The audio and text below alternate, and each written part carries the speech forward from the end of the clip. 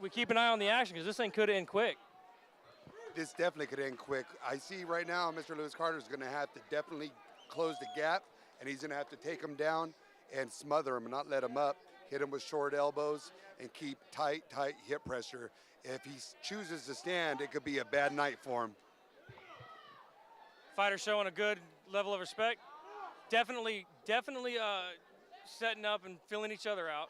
Good distance separation, nice leg kick. Looks like Carter looks a little uncomfortable. Esh'Chadar pushing the pace, controlling the ring. Ring generalship, I think, is going to be a big key in this fight, and whoever can push the pace, and not only that, but maintain their game plan. Most definitely. Right now, we have Carter putting the pressure on Mr. Brown and landing some heavy knees to an inside right leg. So I want to see a reversal here, but he's doing the smart thing, and he's keeping him smothered, not giving him his weapons that he has in his arsenal. Right now, a lot of the action's being up against the cage, being pushed. Lots of knees, lots of strikes and stuff being thrown. Nothing really doing any damage. A lot of chess match is really trying to go as far as they can, as far as whoever's trying to establish their own game plan. Well, we have an eye poke right now from Lewis on Esh'Chadar, so we're going to go ahead and he's going to take a little bit of time to make sure that it's good. It sounded like it was pretty deep over here from what he said when it happened. So we'll see what the refs have to say, and hopefully the doctor doesn't have to come in and stop anything. Customary 5 minutes in this situation. Is this just a situation to where he needs to take as much as he can, or is this where the bravado and pride gets in and you try to go back as quick as possible? No, I definitely think he came right back in and he was ready, just because one, he looks angry as he comes out with a barrage, but also they're still early in the first round. So he's at his distance right now. He seems mad and he's ready to let that Muay Thai go. Oh, big kick by Brownton. Is that a situation where you get poked in the eye, you immediately want to go back right at him? As we got Brownton pushing the pace, is that something you want to come right back at him and try to do some damage back? That could actually be a problem, because when you come in and you're upset, we have a takedown for Lewis Carter on Brownton, and he's stuck right now in a cow catcher, but he's not in danger. It's just a holding position. But going back to the question, if you come out angry, you're going to make a mistake. You're going to leave your hands down. Yeah, and that's how you get knocked out. Looks like Esh'Chadar's controlling the posturing and position on the ground currently. Carter can't really do much. I can't imagine the referee's going to let this go much longer without breaking it up. He's circling, looking. I'm not seeing a whole lot of progression. His head seems to be locked.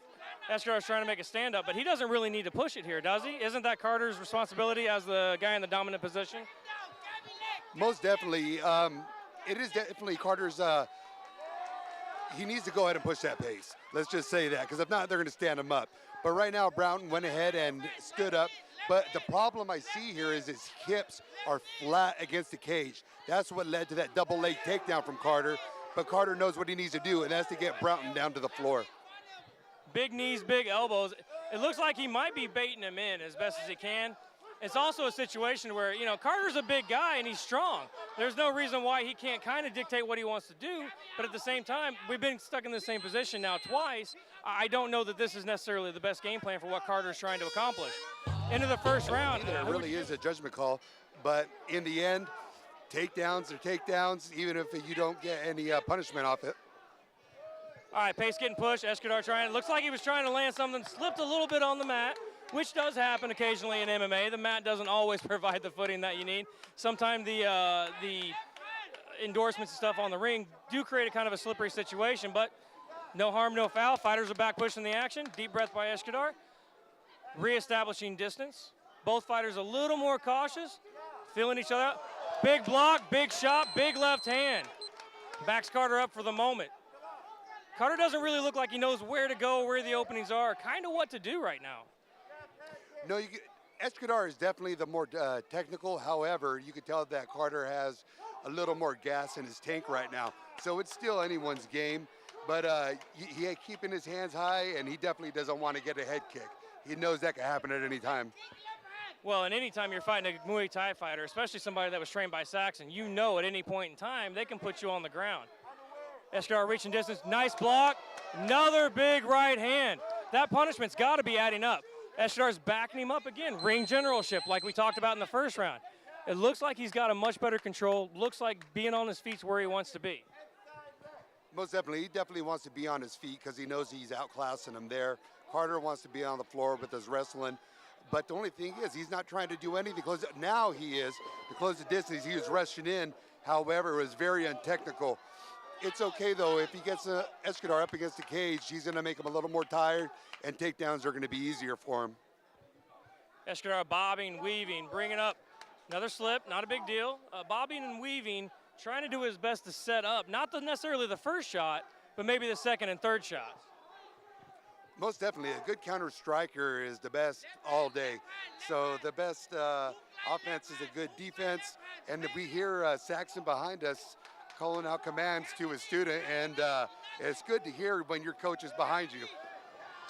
Once a coach, always a coach. Even though he's not in his corners, he still wants to make sure fighter trained by him definitely does whatever he can to show. Nice takedown, automatically into side position. Now, we know that they both have strong grappling. Both are solid on the ground. But in the situation where you're outclassing the guy, do you really put a whole lot of effort or a whole lot of energy into keeping him down? I myself, if I was going against Esh'Chadar and his Muay Thai was better than mine, I would definitely keep it on the floor. I wouldn't squeeze too tight so my arms didn't get tired, but I would start working my jiu-jitsu, wrestling, catch wrestling to keep him on the floor, hit a submission, or even just tire him out and hit a reversal and start ground and pound. Into the round here, let's see who can push the action. Maybe win out on the end here. All right, third round, here we go, ladies and gentlemen, third and final round. Right now, it looks like it's anybody's fight. Brownton controlling the center of the ring.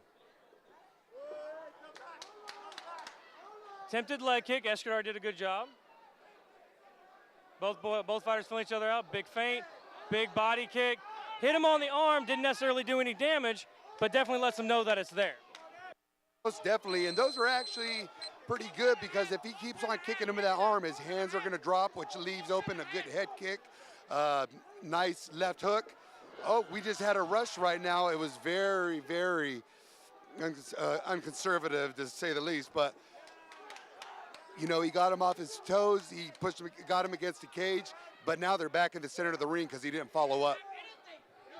Well, and obviously it was a big leg kick, big right leg kick by Esh'Chadar. It obviously was a good solid attempt, trying to push the pace, trying to get where he wants to fight. But at some point, you also can't necessarily be wild. I mean, you got to try to at least set something up. You can't just rush in. And that didn't even come off a punch or anything. He just did the same thing again. And if you're a fighter. You can see that coming. You've got to try to do your very best, at least set up a shot or a takedown. Most definitely. If you're out of range and you're rushing in like a bull to try to take him down, you're going to end up eating a knee to the face, especially from a Muay Thai champion. What we have here is a 5-minute break, and you can see Lewis Carter in the corner, hands up on the cage. He was bent over a second ago, so we know he's tired. They're both slippery, so his chances of getting a good submission are going to be down if he gets him down. So if he wants to win this fight, he's definitely going to have to take him down and hit some ground and pound on him. So right now, the fight's definitely going to end up being a 29-28 from what I see, because it's a 1-1 from rounds 1 and 2.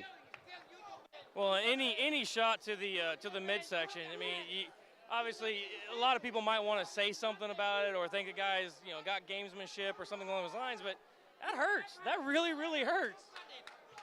Definitely hurts, and they had a bunch of respect and gave each other a nice little high five in the middle, and now they're both back into the action. Nice 2 front leg kicks, then a front push kick by Carter, but the leg kick's coming from Esh'Chadar. So he's damaging that front leg, a nice check by Carter, and he's just rushing in recklessly, but it looks like Esh'Chadar is just a little bit tired to go ahead and get anything positive out of that. Well, all great fighters dig down deep when they're tired. And it looks like he's winning this round as of right now. He's done more of the damage. We haven't seen any takedown, just bull rushes. If he wins this round, does he have a good shot at winning the fight? In my opinion, I'll give one round each for rounds 1 and 2.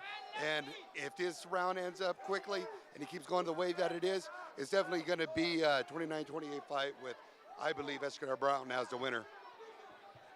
It all depends on how the judges saw the first and second round, and nobody really knows. Both men still in the center of the cage. Esh'Chadar pushing the pace.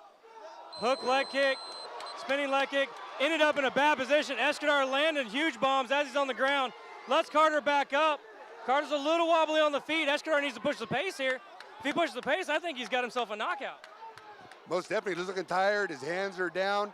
And I believe that elbow dazed him just a little bit. But you can't sit here and let him get his bearings back. You got to keep pushing and coming into him. Carter keeps switching stances back and forth. It looks like some of that damage from those earlier leg kicks have really done some. We got a last, here goes the clappers on the last little bit of the fight. Somebody's going to win this fight in this last little bit. Whoever's going to throw the fury, big kick. Somebody wants to land something, end of the fight. Overall, really nice fight. Both guys really worked hard.